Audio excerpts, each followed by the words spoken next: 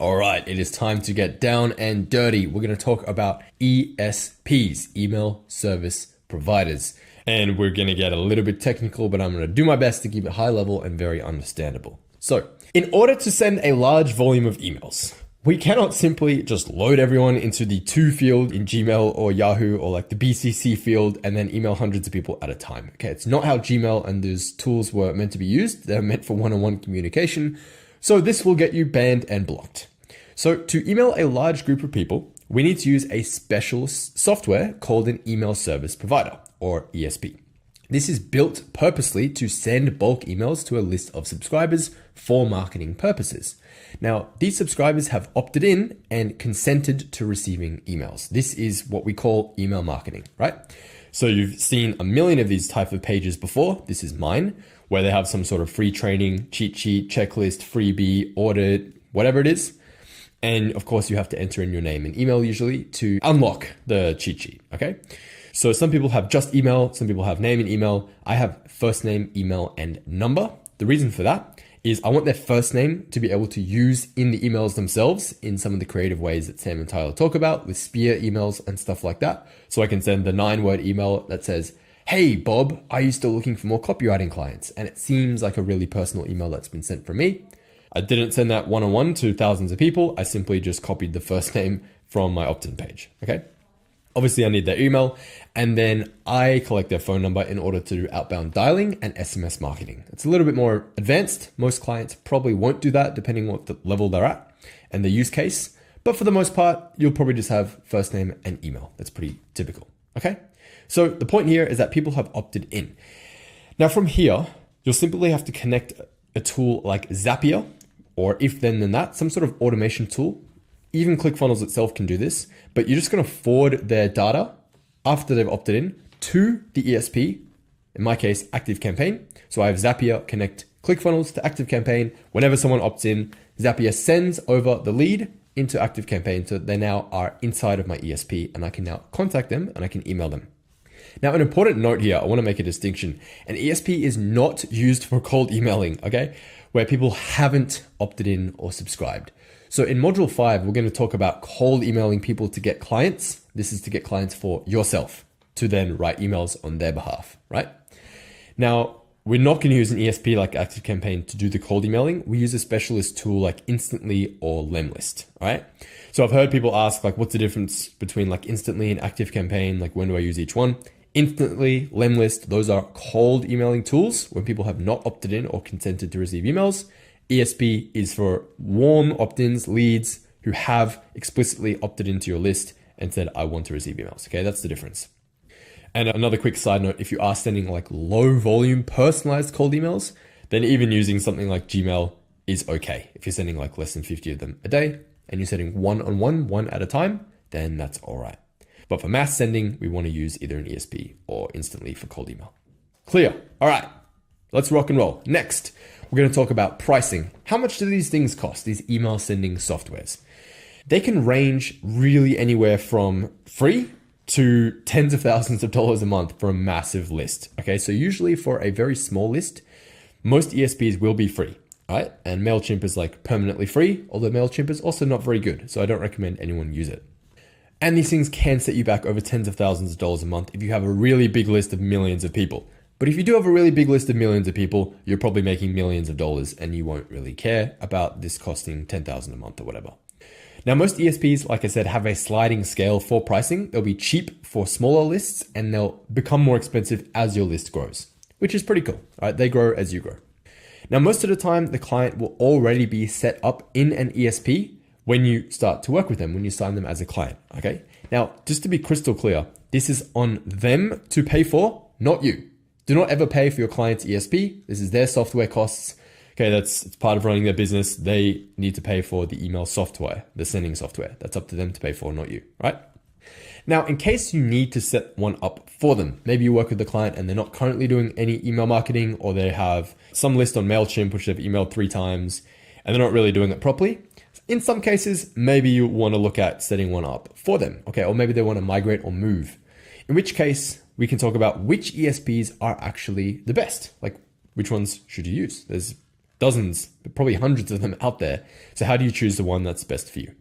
Now, most of the big name ones are fine for average needs for most people, okay? So just consider the features that you need, the features you care about, deliverability, their ease of use, and also their cost as you scale, okay? Because some of these things can be really hard and complicated to use. Some of them they trick you by being really cheap or free if you only have 100 subscribers. And then as soon as you have 120 subscribers, now the cost 5x's. That's pretty common as well. So just look at the cost as you scale before you sign up for the ESP to see that it's not ridiculous, right? Seems reasonable. And you can compare a few of them if you'd like.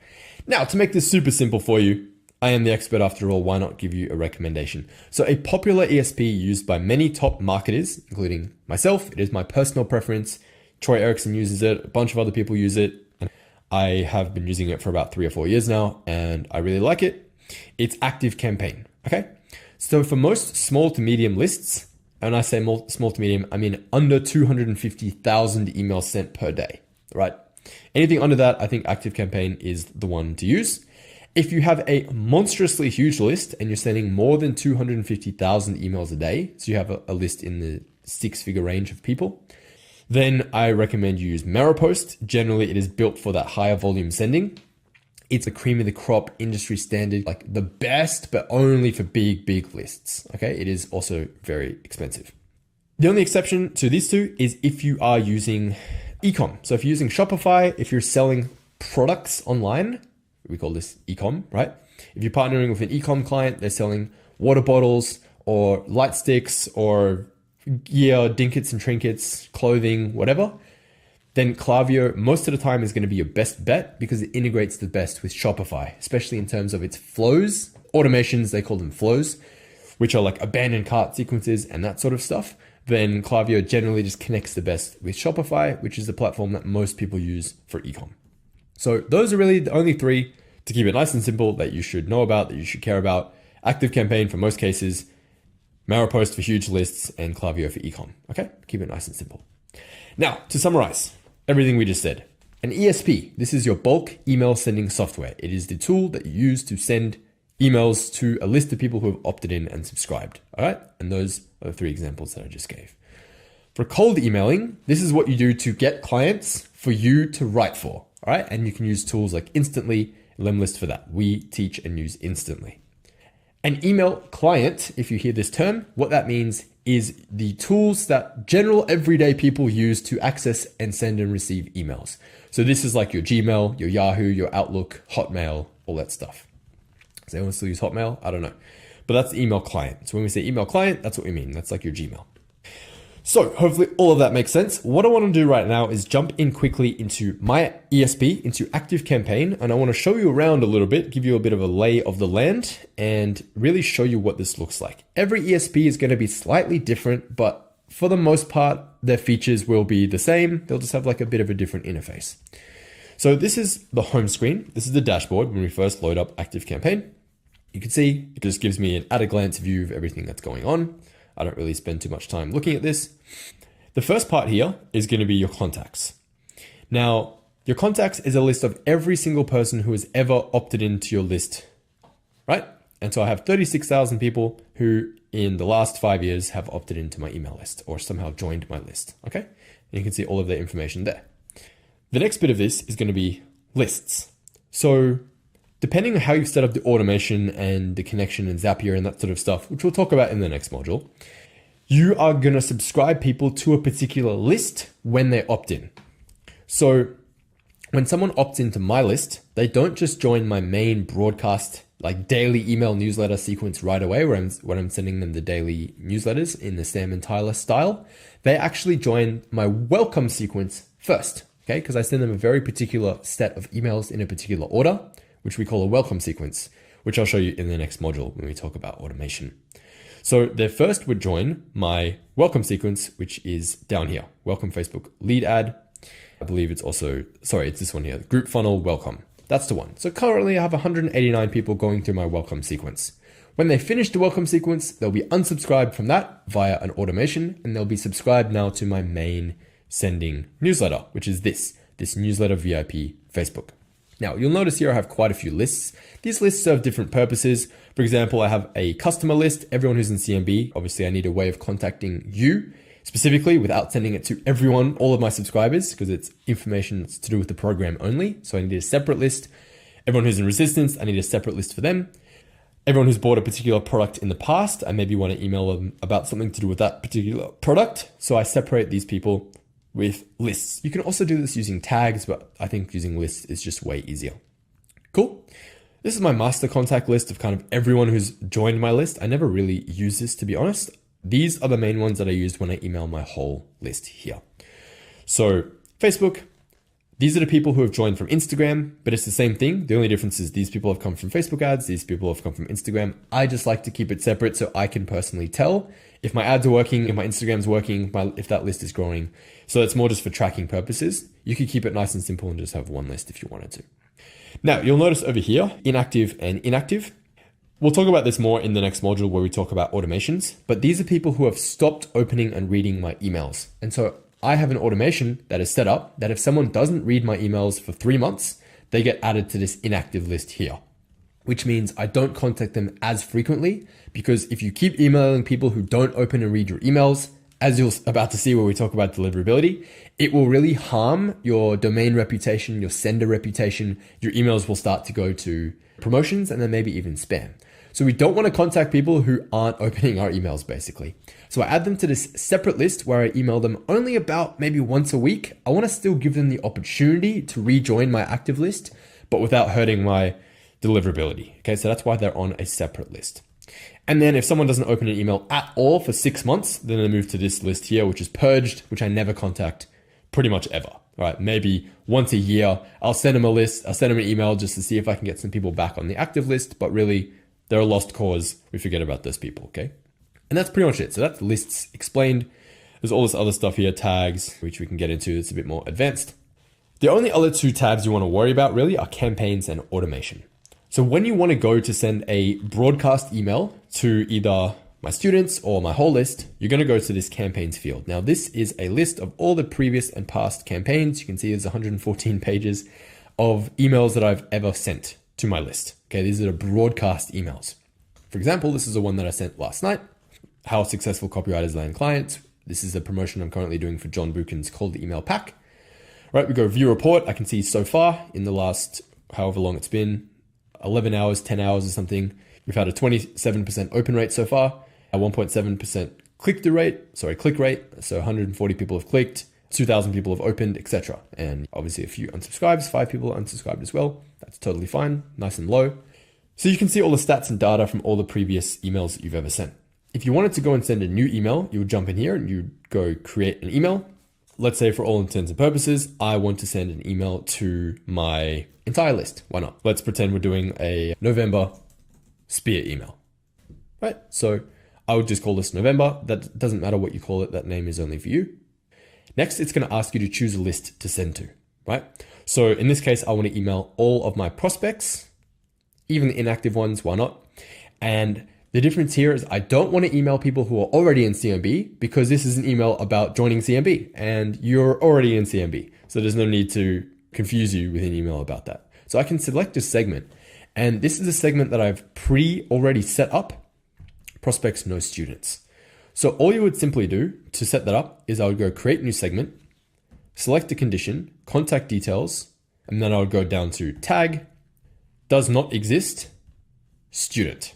So everyone who joins CMB, when they join, the automation marks them with a tag called student.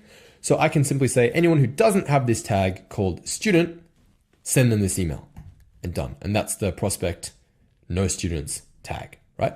That's a bit more advanced. You don't have to worry about that. But that's just an example of how you could create a segment of your list. And that's where you would do it in ActiveCampaign. So next, it's going to ask you to choose a template to send your list.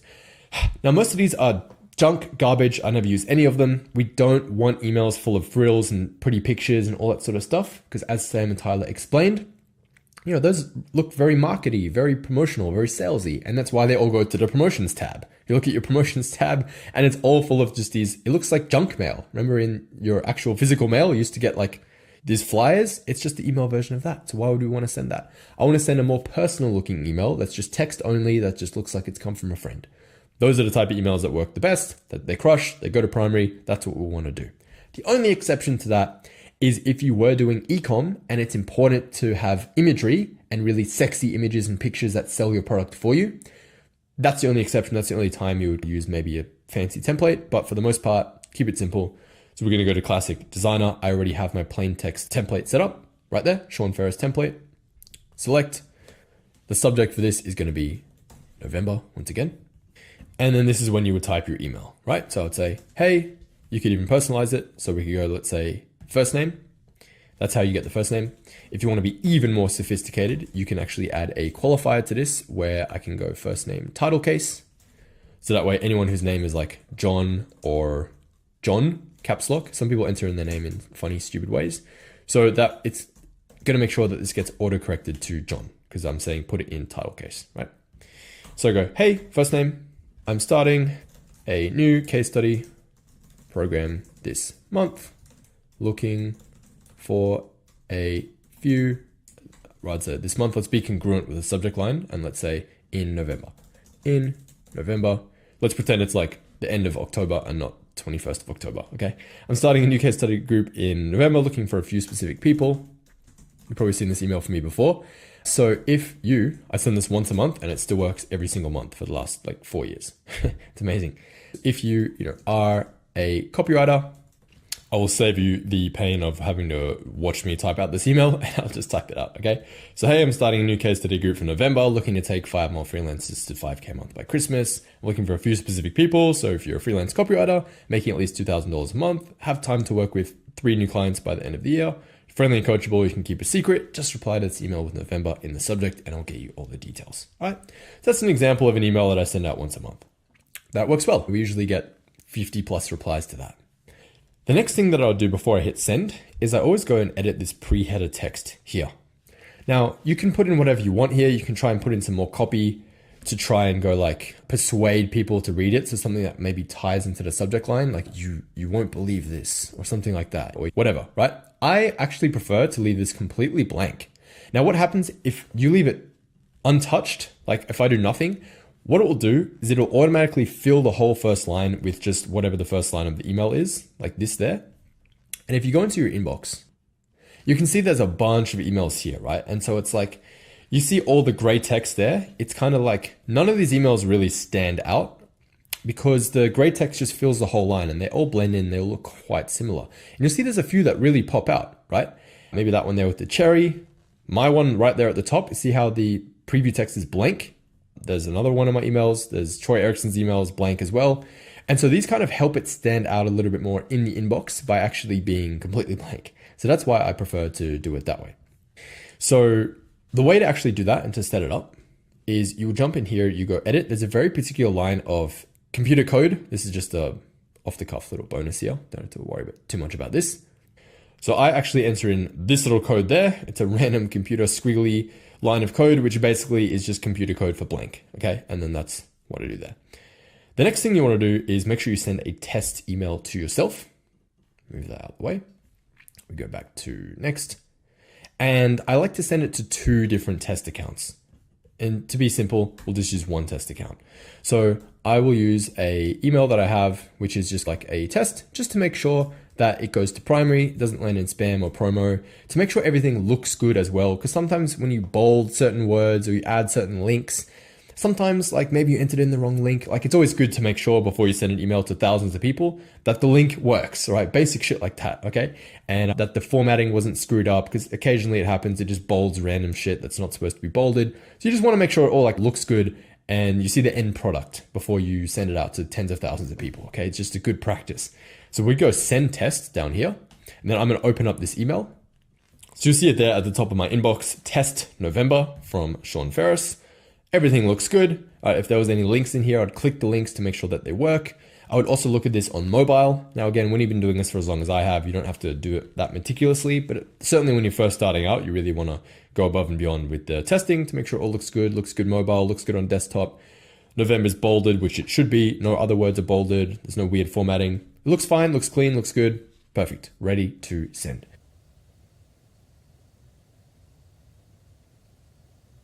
So then we would go back into here And then from there, make sure we've selected the correct lists that we want to send to. Always double check this.